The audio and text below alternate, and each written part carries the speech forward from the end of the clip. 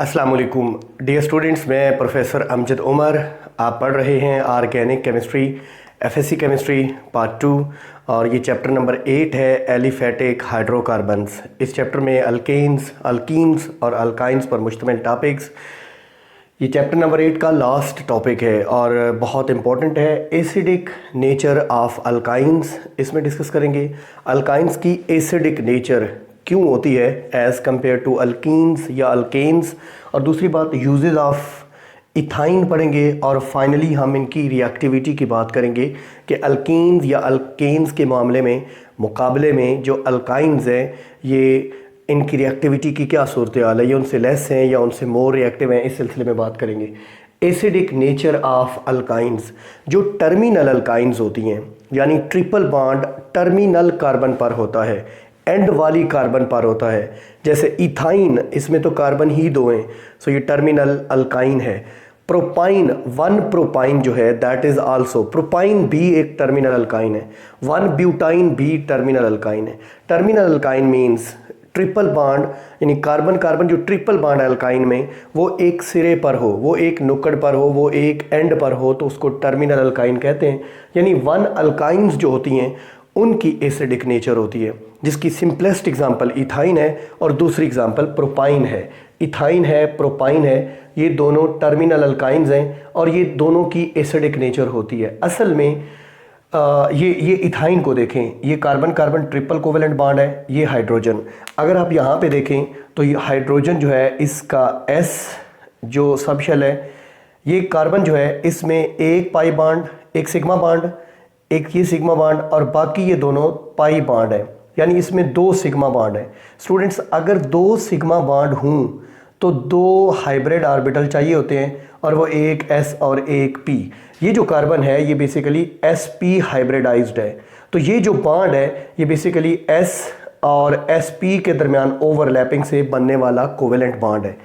इस कार्बन में जो हाइब्रिडाइजेशन है that is sp, neither sp2 nor sp3 but sp hybridisation में जो s कैरेक्टर है वो 50% होता है, बाकी p कैरेक्टर है 50% और s कैरेक्टर 50%।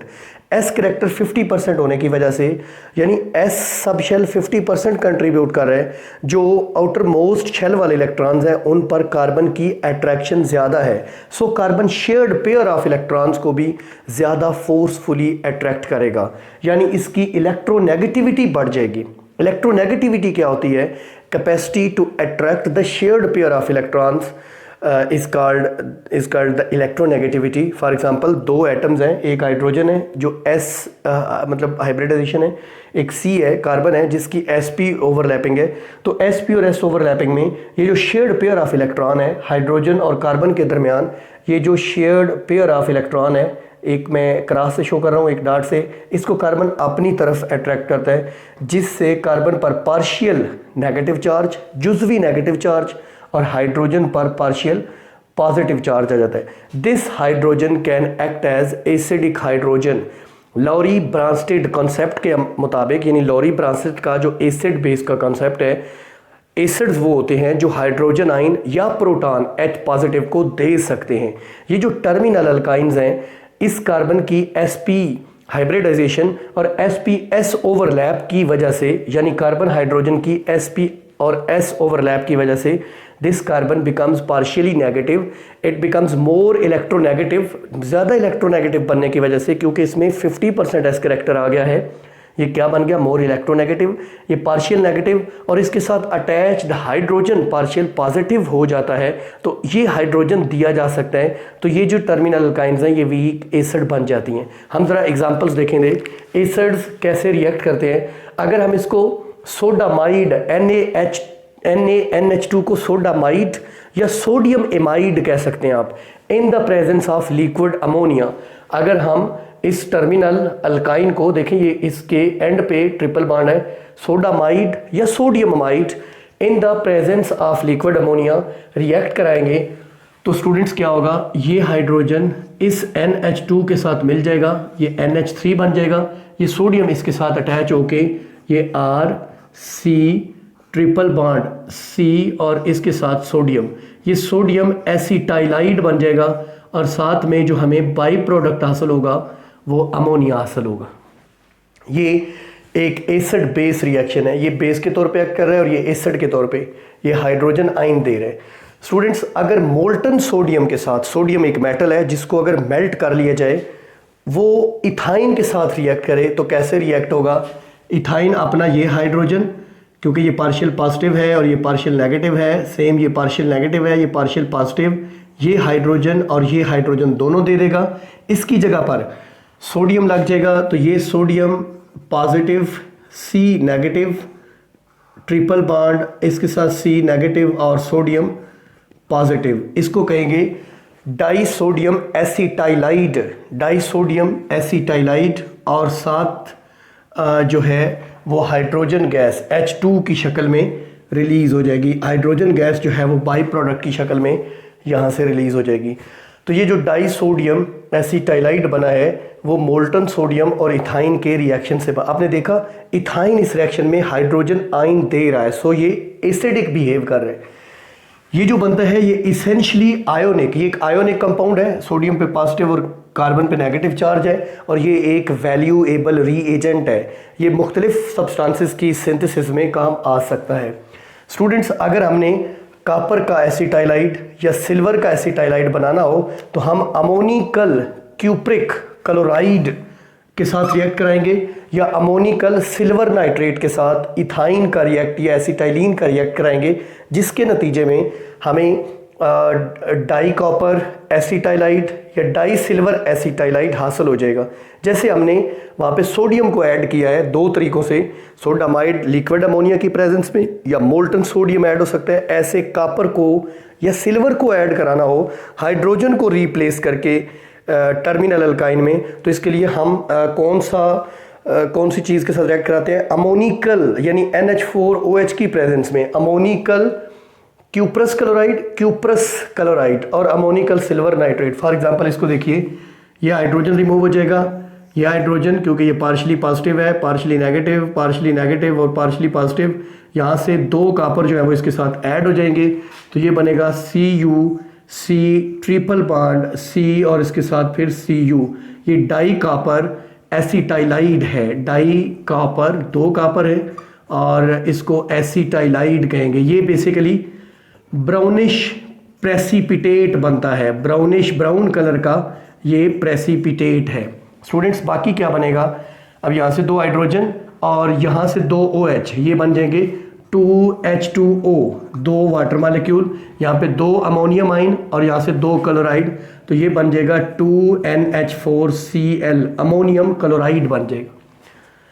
अगर आप इस रिएक्शन को देखें तो इसमें भी सेम वही प्रोसेस होगा कि यहाँ से हाइड्रोजन रिमूव हो जाएगा, यहाँ से हाइड्रोजन, चूँकि यहाँ भी और यहाँ भी जो टर्मिनल अल्काइंस हैं, जो इथाइन है वो हाइड्रोजन दे रही है, सो ये एसिडिक बिहेव कर रही है।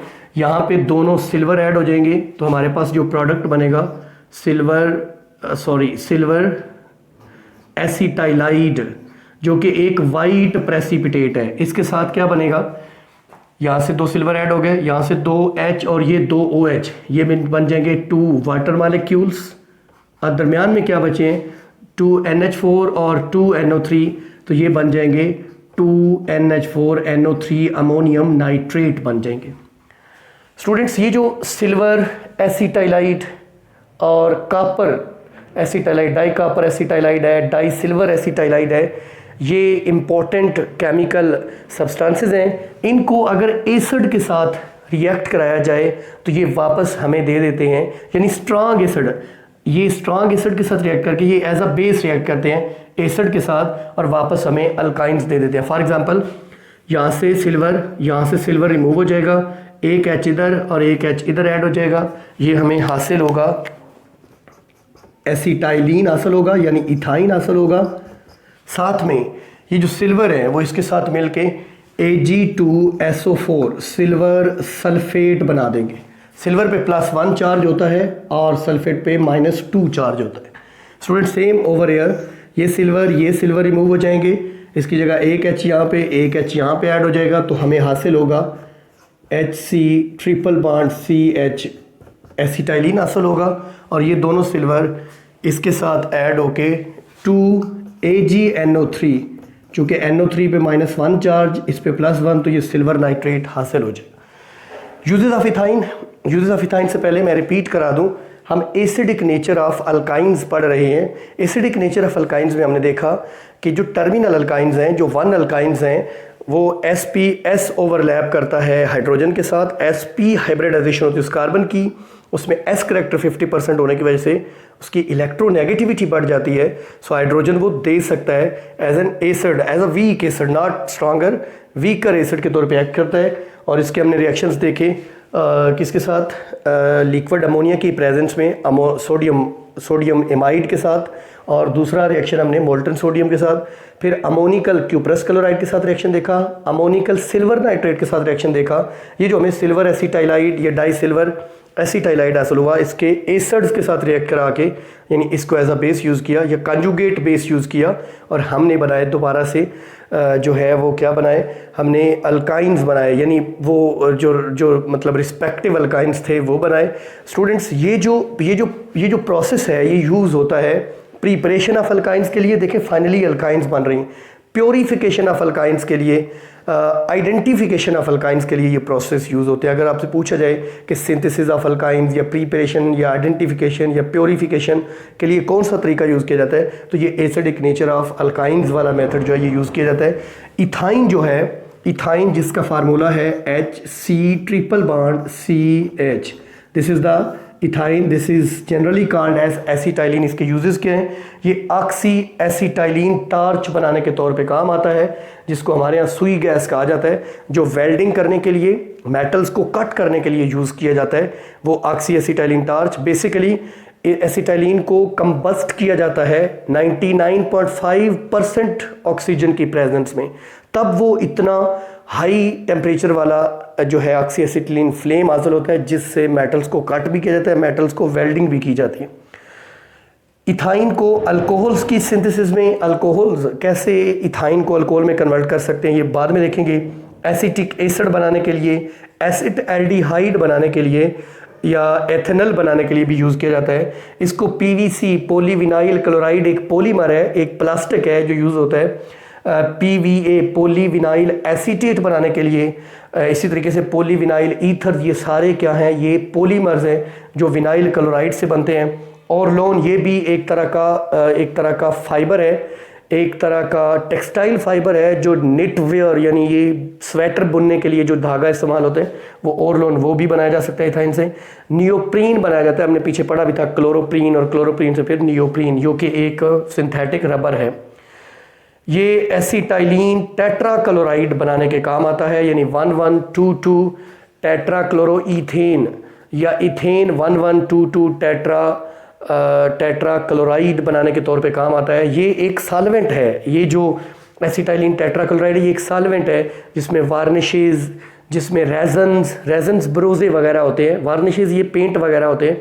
और तीसरी चीज़ इसमें रबर वगैरह को डिसॉल्व करने के लिए, यानी वो एज अ सोल्यूट है, और ये acetylene tetrachloride as a solvent काम करता है। अगर हम रिएक्टिविटी की बात करें तो हमारे पास carbon single bond carbon, carbon double bond carbon और कार्बन ट्रिपल बॉन्ड कार्बन, ये 3 तरह के हमारे पास अल्केन, अल्कीन और अल्काइंस, 3 तरह के एलिफेटिक हाइड्रोकार्बन्स हैं। इनमें सबसे ज़्यादा रिएक्टिव कौन से हैं? सबसे ज़्यादा रिएक्टिव अल्कीन्स हैं, क्योंकि उनके दरमियान एक सिग्मा बॉन्ड और एक pi bond. Pi bond weaker bond होता है। अगर पाई बॉन्ड प्रेजेंट हो तो वो इजीली ब्रेक हो जाता है और वो इजीली रिएक्शन देता है।